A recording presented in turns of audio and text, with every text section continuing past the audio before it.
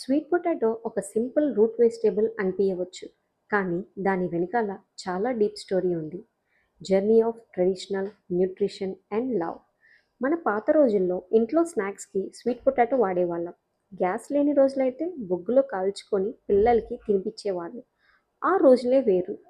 టైంతో పాటు చాలా రెసిపీస్ మారిపోయాయి, కానీ ఇప్పుడు హెల్త్కి ఫస్ట్ ప్రయారిటీ ఇవ్వటం స్టార్ట్ చేసినప్పటి నుండి స్వీట్ పొటాటో మళ్ళీ స్పాట్లోకి వచ్చింది.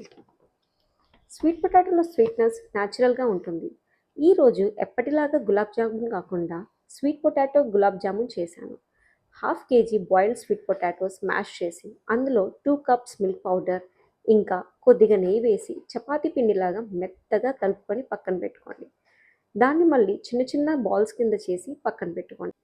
ఇప్పుడు షుగర్ సిరప్ రెడీ చేసుకొని జామున్స్ని ఆయిల్లో లో టు మీడియం ఫ్లేమ్లో ఫ్రై చేసి తర్వాత సిరప్లో వేసేసి ఒక 4 అవర్స్ నానాక అప్పుడు సర్వ్ చేసుకొని ఎంజాయ్ చేయండి.